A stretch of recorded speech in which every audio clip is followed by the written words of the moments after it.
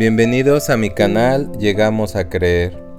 Y el día de hoy vamos a hablar del tema de la posesividad, que es una de las formas de personalidad más destructivas que hay dentro de lo que es la dependencia emocional. Y vamos a ver cómo esta personalidad se vuelve destructiva precisamente cuando llegamos a creer y nos convencemos de que nuestra pareja nos pertenece y que por lo tanto sentimos el derecho de decidir cómo debe él o ella de vivir su vida, es decir, sentimos el derecho de dirigir su vida. Y vamos a hablar de cómo la posesividad causa que la persona limite lo que es la libertad de su pareja, aislándola de familiares y amigos o agrediendo directamente a la pareja cuando ésta no cumple con las expectativas de la persona posesiva. Por lo que si estás viviendo en esta situación, ya sea que te hayas convertido tú mismo en una persona posesiva, o al contrario que vivas con una persona que tiene este carácter posesivo, este audio puede ser o serte de gran utilidad. Y para hablar del tema de la posesión vamos a utilizar lo que es una maravillosa novela que se llama David Copperfield, del escritor inglés Charles Dickens. El personaje central, llamado David Copperfield, es un pequeño niño de unos 8 o 9 años que vive felizmente con su madre Clara y con una sirvienta, que más que sirvienta parece otra madre para el niño, por el amor que le ofrece a David. Antes de nacer el pequeño David, su padre fallece, por lo que el niño queda huérfano. Pero esta condición de orfandad no parece pesar mucho en él, ya que cuenta con el amor de su madre y de esta sirvienta, por lo que la infancia de David transcurre felizmente. Sin embargo, las cosas comienzan a cambiar cuando su madre conoce a quien será el futuro padrastro de David. Aquí empieza todo a cambiar para el pequeño. Para entonces David es enviado 15 días a la playa en compañía de esta sirvienta, quien ya sabe todo lo que está por suceder en la vida del pequeño y sufre pensando por el porvenir que le espera. De regreso de aquellos 15 días de playa que David ha disfrutado al máximo, al llegar a su casa, el pequeño se da cuenta o descubre que su madre se ha convertido ahora en una persona muy diferente a la que dejó antes de irse para ir a la playa. Y es entonces cuando le presentan al que será su futuro padrastro, ¿eh? Desde el principio el padrastro de David le deja en claro, así marca este límite, que ahora es él quien dará las reglas de la casa y que de desobedecer estas reglas habrá severas consecuencias. Este hombre le deja en claro que siempre consigue lo que quiere. Quiero lo que quiero, le dice de una forma amenazante a un pequeño de 8 o 9 años, ¿verdad? Y aquí comenzamos a ver lo que es la injusticia de una posesividad. A partir de entonces la vida de David es un mundo que es de golpes y de aislamiento y de desprecio, en el que la más leve equivocación es severamente castigada por el padrastro. Durante todos esos días de sufrimiento hay una fuerte y dolorosa interrogante que nosotros nos hacemos, nosotros los lectores, cuando nos preguntamos por qué Clara, la madre de David, permite tal abuso de este hombre hacia su hijo. Nada nos hace sufrir más que la impotencia que sentimos de que ella no proteja a su hijo ante semejante injusticia, como seguramente lo haría cualquier persona normal, ¿verdad?, cuando están lastimando a alguno de sus hijos. Parece realmente que ella se ha vuelto una mujer completamente diferente y que el amor, entre comillas, el amor que siempre tuvo para con su hijo, se hubiera terminado, ¿verdad? A veces la vemos sufrir, a veces la vemos llorar, a veces se nos aparece como que intenta salvar a su hijo porque le duele el trato que se le da a su hijo, pero no lo hace. Parece que aquel hombre ha ejercido desde el principio un control total sobre ella, un poder tan grande que con solo una palabra de él, ella se paraliza. Es como si él desde el principio se hubiera adueñado de aquella mujer por completo. Y esto es lo que nos parece sorprendente en esta novela, ¿verdad? El cambio tan grande que esta mujer comienza a tener a partir de conocer a este hombre, ¿verdad? Y es algo que a lo mejor muchas veces nos ha sucedido, ¿verdad? A nosotros, por ejemplo, nos causa mucha rabia e indignación el hecho de que un hombre que es ajeno a la familia, como el caso de este hombre, haya logrado llegar a la vida del pequeño para cambiar toda su vida, ¿verdad? Lo consideramos como una injusticia. El hecho de que aquel hombre haya logrado convencer a Clara de que ese trato que le estaba dando al pequeño David antes de que él apareciera en la vida de ellos, ese trato fuera algo erróneo para el niño, ¿verdad? Y que ahora el trato que él le va a dar al hijo es la educación que debe de tener el niño, ¿verdad? Para que el pequeño David sea una persona mejor en el futuro.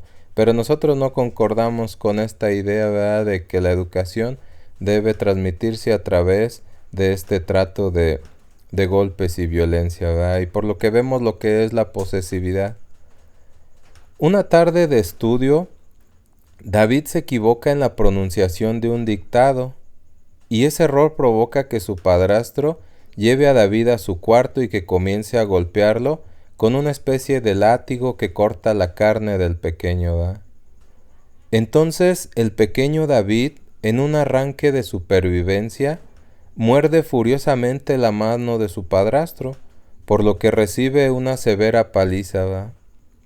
A los pocos días de este suceso, de esta rebeldía de David, que solo intenta defenderse de tanta violencia, David es llevado a un internado muy lejos de su casa, pero antes de irse tiene la oportunidad de despedirse de su madre, porque a pesar de todo lo que ha vivido durante este tiempo, la sigue amando con toda su alma. Pero al despedirse recibe una gran sorpresa, cuando su madre, a pesar de que parece que está sufriendo como nunca por la partida de su hijo, cree y ha llegado a creer que la partida de su hijo hacia el colegio es por su bien. Y todavía aparte dice, ella cree que quizá algún día David pueda encontrar perdón por haber actuado así con su padrastro al haberlo mordido. Entonces David solo puede pensar en una sola cosa, y es la siguiente, dice, le han convencido de que soy un mal muchacho. Entonces lo vemos subir al coche que lo va a llevar al internado.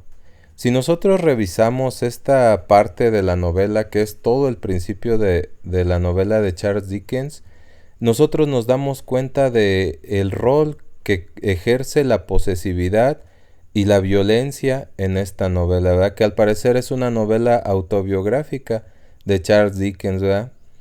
Y una de las primeras características que vemos de una personalidad posesiva es la fuerte capacidad que tiene o con la que se cuenta para poder controlar y apoderarse de los que le rodean, de todos aquellos con los que la persona posesiva convive. Un carácter tan fuerte en el que la persona logra dominar a los que convive a su alrededor, ¿verdad? El padrastro de David se apodera de Clara, y este control que impone sobre ella le permite controlar todos sus actos, todas las decisiones de ella, incluso las emociones que ella siente o que debería sentir. Ahí vemos todo el control de este hombre sobre ella. Y vemos también que este hombre logra convencer a Clara, es decir, cambiar las ideas que ella tenía en el pasado por unas ideas nuevas que son las ideas de él, ¿verdad? Lo vemos convencer de que ella se ha equivocado en la forma de educar a su hijo, por lo que de ahora en adelante todo debe de cambiar. Y él le impone el nuevo trato a ella y también al pequeño, y también le impone los sentimientos que debe tener con su hijo, ¿verdad? Y Clara, aquella mujer que nos aparece tan vulnerable o tan débil en el carácter, termina por creer que este hombre o su pareja tiene toda la razón, ¿verdad? Por lo que ahora es él quien decide los sentimientos de ella, ya no es ella la que decide cómo debe sentirse respecto a su hijo y respecto a su vida, sino que ahora el rol de la posesividad es que ella debe sentir de acuerdo a lo que él dicte, a lo que él diga. Por ejemplo, cuando Clara desea mostrar alguna clase de afecto para con su hijo, de inmediato es reprendida por el padrastro, lo que lleva a Clara a reprimir todos sus impulsos y sus deseos afectivos. Esto es como si de repente, por la sola presencia de este hombre, ella ya no tuviera el derecho de querer a su hijo o de demostrar su afecto. Cuando uno lee esta experiencia, uno no puede entender cómo una persona como ella llega a permitir que un hombre controle o la controle de esta manera, en la que abrazar o besar a su hijo sea algo malo o prohibido. Fíjense lo que es la posesividad. Cosas tan bellas como es el afecto hacia un hijo terminan siendo prohibidas solo porque la persona establece un rol de posesividad, ¿verdad? Sin embargo, si miramos nuestra vida, si nosotros volteamos a ver lo que nos ha sucedido en nuestro pasado, o tal vez en el momento presente, a lo mejor nos vamos a dar cuenta de que nosotros hemos estado muchas veces en esa misma situación. Ya sea que estemos tratando de controlar los sentimientos de alguien, que esa persona sienta de acuerdo a como nosotros queremos, o que haya alguien que esté controlando nuestros sentimientos, ¿verdad? Que sea otra persona la que nos dirija nuestros sentimientos, que nos diga cómo debemos sentirnos con respecto a tal situación de nuestra vida, ¿verdad? A esto se le llama control y posesividad. Y viene, y es una de las formas de lo que es la dependencia emocional, ¿verdad? Y una de las personalidades más destructivas dentro de las relaciones. Si volvemos a la novela, podemos observar que este hombre logra convencer a Clara de que el trato que le da a su hijo, esas muestras de amor y afecto, es algo perjudicial para el niño, entonces la obliga a dejar de hacerlo. Nosotros nos damos cuenta con toda seguridad que son los celos de este hombre los que tratan de hacer el cambio en su pareja y no el bienestar del niño. Lo que él menciona como que es por su bien, en realidad nos damos cuenta que él trata de separar a la madre y a su hijo porque experimenta unos celos terribles hacia el pequeño, ¿verdad? El afecto que la madre Clara le dedica a su hijo es para él una cuestión de sufrimiento, ¿verdad? Por eso lo vemos separarlos. Y para poder separarlos utiliza lo que es la manipulación, en la que de una manera astuta y engañosa logra cambiar la manera de pensar de su pareja, ¿verdad? Y vemos todo el escenario de la manipulación que él empieza a desarrollar en ella. Podemos verlo valiéndose de varias formas de manipulación, por ejemplo, la condición de viuda en la que él claramente se siente superior a ella, ¿verdad? Este sentirse superior se debe a que en ese tiempo, en el tiempo en el que está escrito la novela, y quizá por los prejuicios que se tienen, era algo impensable que un hombre de cierta posición como él se fijara en una mujer que ya antes ha tenido un compromiso, ¿verdad? Y que se podría decir que ha tenido lo que es un fracaso, ¿verdad? Entonces él aprovecha esta circunstancia para hacerla sentir inferior y tener una mejor posibilidad de controlarla, ¿verdad? Quizá Clara, la madre de David, en su carácter inseguro y en su carencia de autoestima, haya llegado a creer que por su condición de viuda o porque siente que ha fracasado, ya no es una mujer digna de ser amada, lo que el hombre posesivo se encarga de aprovechar, ¿verdad? Vemos cómo se da la situación en la que una mujer vulnerable encuentra a un hombre de carácter posesivo, ¿verdad? Y esto lo vemos cuando Clara tiene que decidir entre ver a su hijo en esa situación de violencia o perder la nueva relación que ha establecido, ¿verdad? Y paradójicamente prefiere al hombre antes que a su hijo, ¿verdad? Es algo que nos llena de mucha sorpresa cuando estamos leyendo la novela. Si en la historia hubiéramos presenciado cómo ha sido el impacto de la muerte del esposo en la vida de Clara, nosotros podríamos entender mucho más fácil esta decisión de Clara de preferir a su nueva pareja que a su hijo, ¿verdad? No sabemos cómo fue el impacto de la muerte de su esposo fallecido, lo que ella llegó a sentir y cómo se siente en el presente a raíz de esa muerte, ¿verdad? Pero vemos que mucha de la vulnerabilidad que ella tiene hace que se establezca lo que es la posesividad, ¿verdad? Que ella coopera muchísimo para que este hombre alcance a tener mucho control y posesión sobre ellos. Si continuamos viendo la novela, vemos cómo la manipulación comienza cuando este hombre amenaza a Clara con marcharse si ella no está de acuerdo con el trato que le da a su hijo, ¿verdad? La amenaza de que si no está de acuerdo, entonces me voy, ¿verdad? Que es una de las formas de manipulación más comunes, porque cuando vemos al dependiente, la persona que es dependiente de su pareja, nos damos cuenta de que la principal objetivo de su sufrimiento, la principal causa, es no llegar a perder a la pareja. Y de ahí se aprovecha esta persona posesiva, ¿verdad?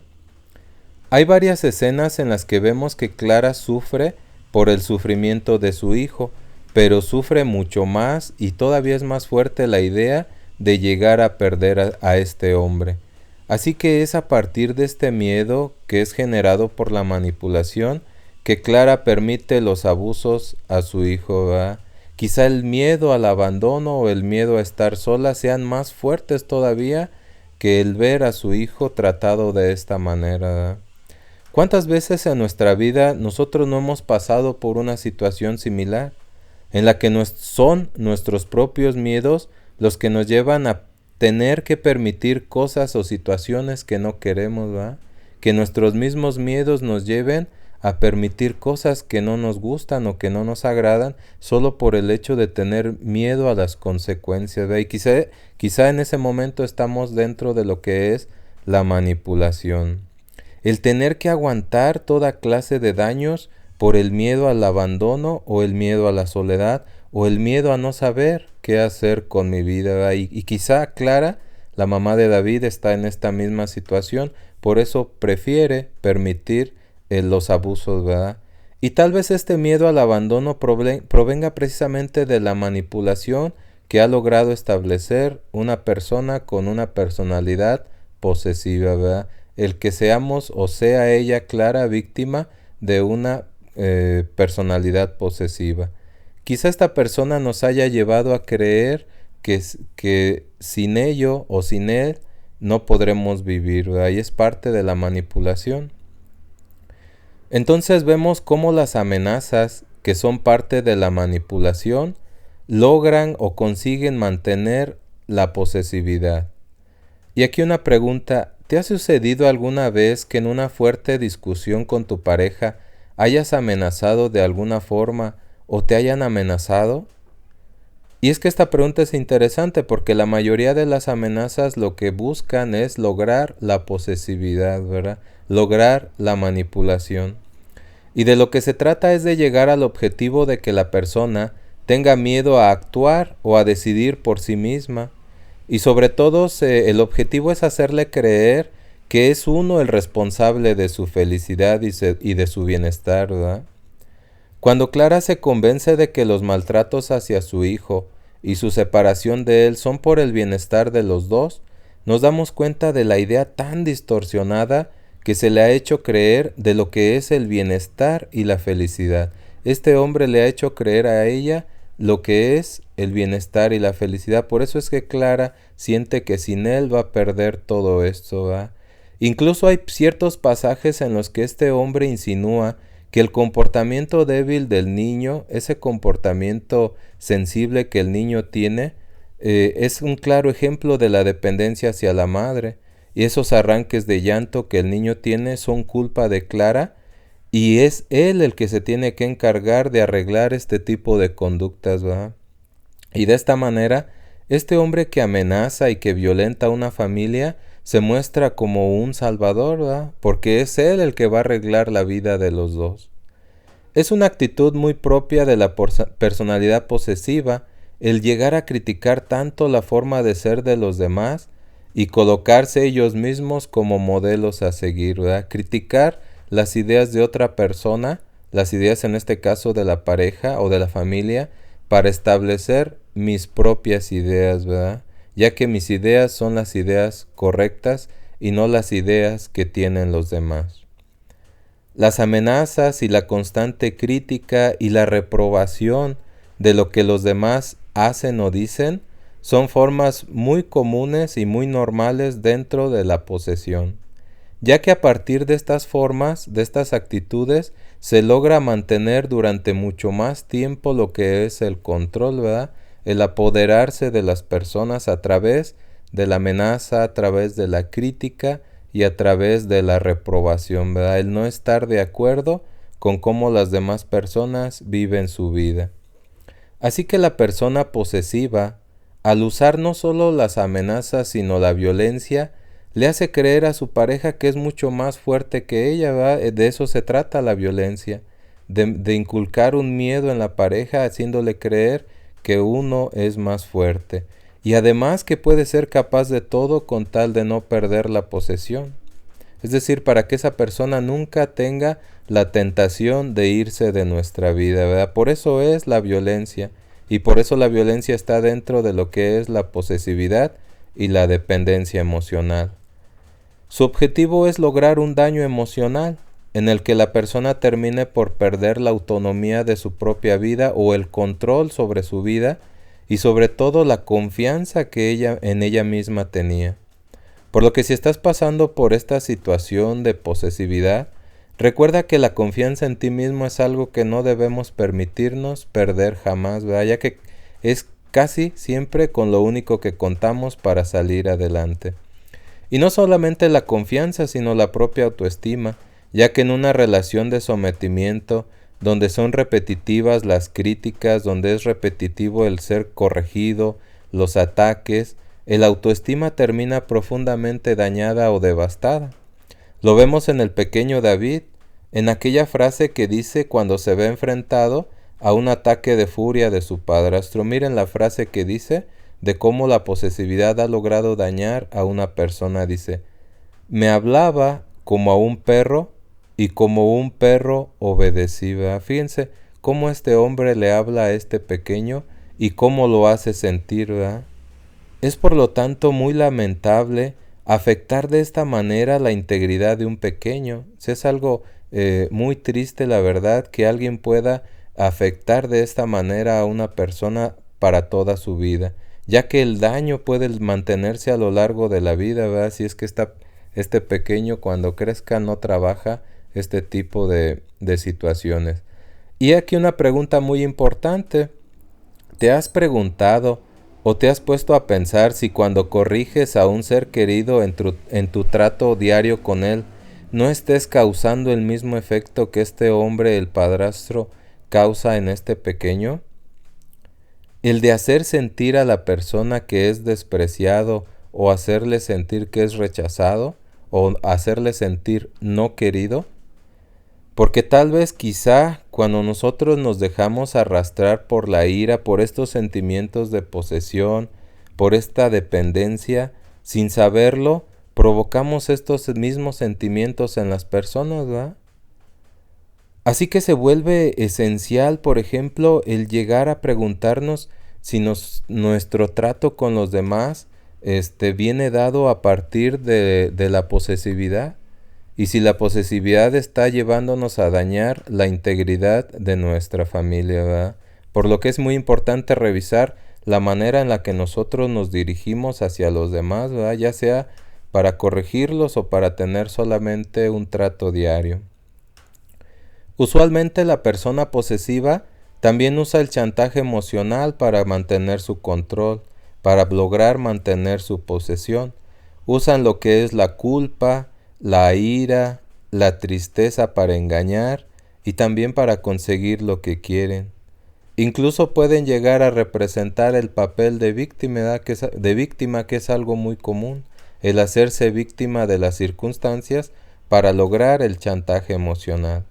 En la novela lo vemos perfectamente cuando ante la brutal golpiza que el padrastro le está propinando a David, en un arranque de supervivencia, le muerde con todas sus fuerzas la mano al agresor, ¿verdad? Y este es un acto que a muchos de los que hemos leído la novela nos provoca una situación de felicidad, ¿verdad? La que el niño logre defenderse de este abuso, ¿verdad? A partir de aquí, el padrastro, de ser el agresor, pasa a convertirse en una víctima, ¿verdad? Y David, el pequeño de 8 años, pasa a convertirse en un ser malvado que no tiene perdón, solo porque se ha defendido.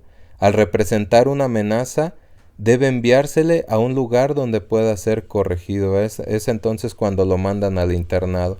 Pero solamente porque el niño, en un arranque de supervivencia, decide protegerse a sí mismo porque no hay nadie quien lo proteja, ¿verdad? La misma madre nos demuestra el poder de la posesividad cuando, al partir su hijo hacia el internado, lo llega a cuestionar al decirle que cómo fue capaz de hacer lo que hizo, es decir, de morder a su padrastro y de atentar en contra de aquel hombre, ¿verdad? Como si hubiese sido más malo el defenderse del niño que la brutal golpiza que el padrastro le estaba dando, ¿verdad? Es en ese momento cuando David llega a pensar que a su madre la han convencido para que crean o ella crea que él es el malo, ¿verdad? Y en este punto nos sorprende muchísimo la madurez del pequeño David, pues no recrimina nada a su madre y tampoco la culpa de esa frialdad para con él. Al contrario, su amor por su madre es tan grande que por su bien, por su salud emocional, alcanza a pensar que el problema es que a su madre le han hecho creer algo que es falso, la han convencido. El niño sabe que su madre está siendo manipulada, ¿verdad? Entonces se da cuenta que no va a ser capaz de sacarla del error en la que ella está, por lo que no le recrimina nada, sino que como que deja que el tiempo pase, vaya, el tiempo se encargará de hacer justicia en esta situación. David parece darse cuenta de la ceguedad de su madre y esto lo lleva a no guardar ningún resentimiento con ella, algo que muchas veces no se consigue tan fácil, ya que cuando alguien nos trata de manera injusta, nuestra primera reacción es la de llegar a resentirnos, ¿verdad? Pero para David su madre no es la culpable, aun a pesar del dolor que siente y del dolor también de separarse de su hogar, sino que él sabe que ha sido engañada por un hombre muy astuto, ¿verdad?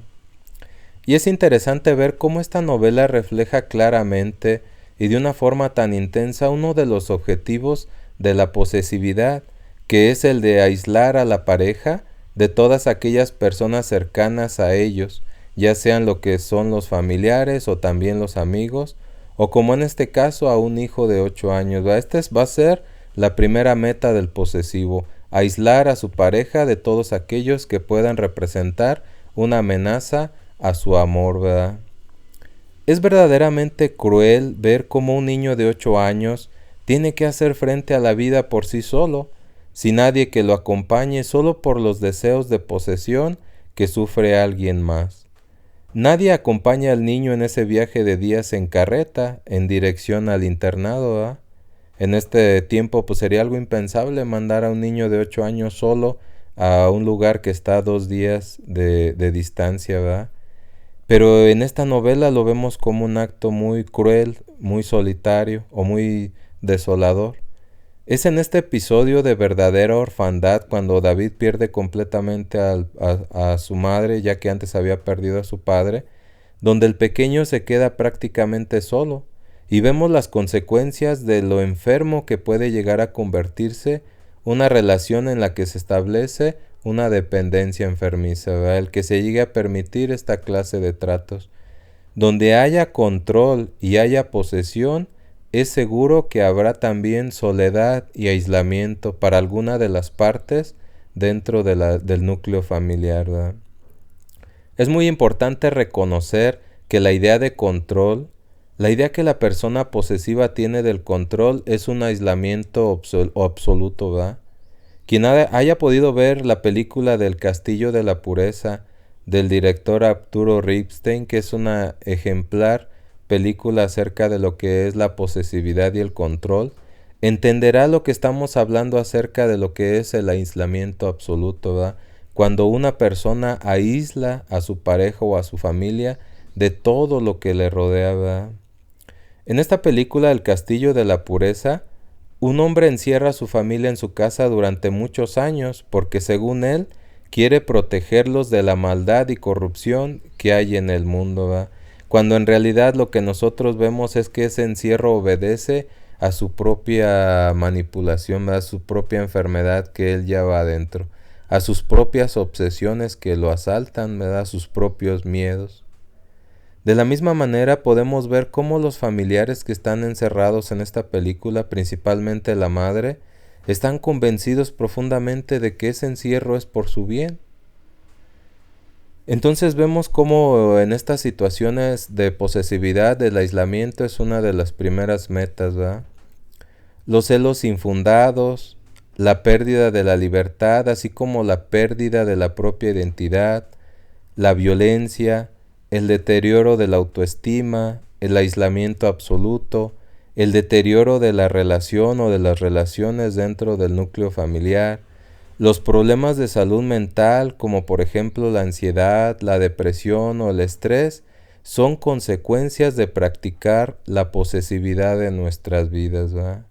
Ya sea que estemos siendo nosotros o yo el posesivo, o que directamente yo esté sufriendo de una relación de posesividad, ¿verdad?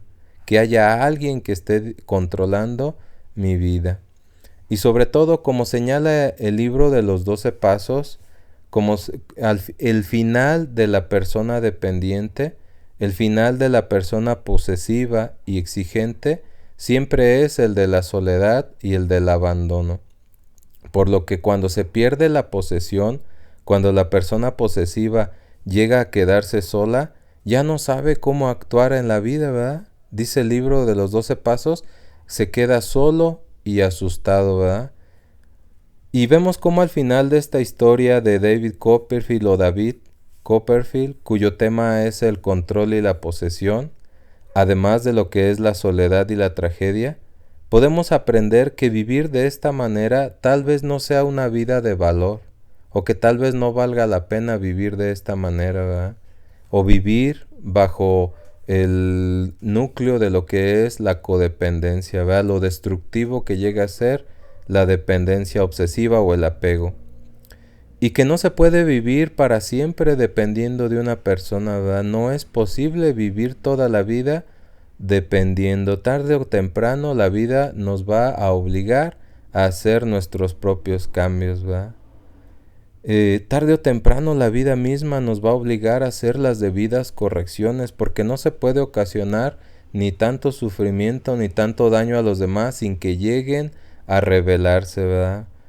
Es mucho mejor trabajar desde mucho antes en las conductas que nos pueden ayudarnos a liberarnos de la dependencia emocional para no llegar a cometer esta clase de daños. Conductas que nos pueden servir como por ejemplo el aprender a confiar, que es una de las principales herramientas para evitar caer en lo que es el apego emocional o la dependencia obsesiva. El sentir comprensión por las diferentes partes que componen la familia, ¿verdad? Tanto la pareja como los demás. El sentir lo que es la empatía por los seres queridos, ¿verdad? El ponernos muchas veces en su lugar. El vivir por un rato en sus propios zapatos, ¿verdad? El saber cómo esas personas se sienten al vivir con nosotros, ¿verdad? El trabajar nuestra propia autoestima, ¿verdad? Para no llegar a hacernos daño ni hacer daño a los demás. Y también lo principal, establecer los límites que sean necesarios en nuestra relación, límites que sean saludables y que nos permitan llegar a soltar lo que es el control, ¿verdad? Ni tampoco ser controlados. Al final de cuentas, lo que provoca todos estos conflictos de dependencia, de apego, de codependencia, de posesión, de manipulación, de engaño, de amenazas, de violencias, es la inseguridad emocional, ¿verdad? El necesitar que otra persona me haga sentir a mí vivo, ¿verdad? El necesitar que las emociones de otra persona sean mis propias emociones, ¿verdad? ¿Esto qué es lo que representa? Representa el sufrimiento profundo de necesitar de alguien para vivir. Esto es lo que es la inseguridad emocional, el necesitar de algo o de alguien para poder vivir y salir de adelante, ¿verdad? Y no solamente lo vemos en Clara, que decide que su hijo pase por este tormento con tal de ella no estar sola, sino también lo vemos en el padrastro de David, que es el que ejerce toda esta posesividad, ya que él necesita posesionarse de alguien para sentir que de esta manera alivia su inseguridad emocional. Vemos cómo la inseguridad emocional afecta a las dos partes, tanto la persona que controla, que decide controlar, o la persona controlada. Las dos partes tienen una inseguridad tremenda, ¿verdad? Una inseguridad emocional. Entonces, tanto el uno como el otro son personalidades que aparecen marcados por el sello de la insatisfacción. No se sienten a gusto consigo mismos, no se sienten a gusto con sus vidas, ¿verdad? Y buscan que la vida de otra persona les dé a ellos satisfacción, ¿verdad? Para esto necesitan que se cumplan todos sus caprichos o sus deseos. Vemos también cómo estas personalidades aparecen muy marcadas como faltas de amor. Y faltas de amor no solo de los demás, sino también de sí mismos. No se aman a sí mismos y sienten que las demás personas no los aman, ¿verdad? Entonces buscan la posesividad porque a través de la posesividad tratan de llenar esta carencia afectiva, ¿verdad? Una carencia afectiva que viene creciendo desde una pequeña infancia, ¿verdad? Y que han crecido con este sufrimiento y este dolor. Por eso cuando les toca o les corresponde o llegan a dominar a una persona, no es tan fácil que logren soltarla, ¿verdad? El volverse independientes para ellos es algo muy, muy difícil, ¿verdad? Vemos también, por ejemplo, que esta misma carencia afectiva los lleva a dañar sin tener ninguna empatía o comprensión, así como también los vemos someter a otra persona al daño, ¿verdad? Es por esta razón que para poder recuperarse de una condición de posesividad, ya sea de que el día de hoy yo esté siendo posesivo con alguien, o que el día de hoy yo esté teniendo un sometimiento, la única forma de recuperarse es la de trabajar interiormente en mí mismo, lo que nosotros podríamos denominar como enriquecernos emocional y espiritualmente, ¿verdad? Un cambio en nuestra manera de vernos a nosotros mismos y un cambio en la manera de ver a los demás. Todo esto requiere que nosotros o yo empiece a tener cualidades y deje a un lado muchos de mis defectos, ¿verdad? Y pues esto es el carácter o la esencia de lo que es la posesividad, que se desarrolla a partir de la dependencia o la codependencia. Vemos que la posesividad es muy destructiva, destruye las relaciones que toca. Por ejemplo, Clara con su hijo, ¿verdad? Una relación muy hermosa que viene a ser destruida cuando este hombre aparece en su vida, y que entonces a partir de esta destrucción cada uno, tanto la madre como el niño, tienen que verse obligados a enfrentarse a su propia vida, ¿verdad? Y vemos cómo esta posesividad los llega a dañar tanto como para distanciarse, ¿verdad? Por eso es tan importante que si el día de hoy yo esté teniendo estos síntomas de carácter de personalidad posesiva, logre trabajarlos, ¿verdad? Para poder evitar tanto el daño que puedo hacerme a mí mismo como el daño que puedo hacer a los demás, ¿verdad? De lo que se trata, les repito una vez más, es de un enriquecimiento interior. Es el de llegar a tener un despertar en el que yo me dé cuenta que no tiene ninguna razón el vivir controlando y dependiendo a otra persona, sino que por mí mismo puedo salir adelante, ¿verdad? Y tener todas estas cualidades afectivas para conmigo mismo y pues para con los demás. Y pues les agradezco el haberme podido permitir narrarles esta pequeña historia. Es una novela muy hermosa de Charles Dickens, en la que se narra precisamente los estragos que causa la orfandad y la pérdida de las relaciones en la vida de un pequeño, ¿verdad? Cómo el pequeño tiene que crecer a base de instinto de supervivencia, ¿verdad? Y a través de la desgracia pues es que termina creciendo emocionalmente. Y pues les agradezco y pues nos volvemos a encontrar en un próximo audio. Hasta luego.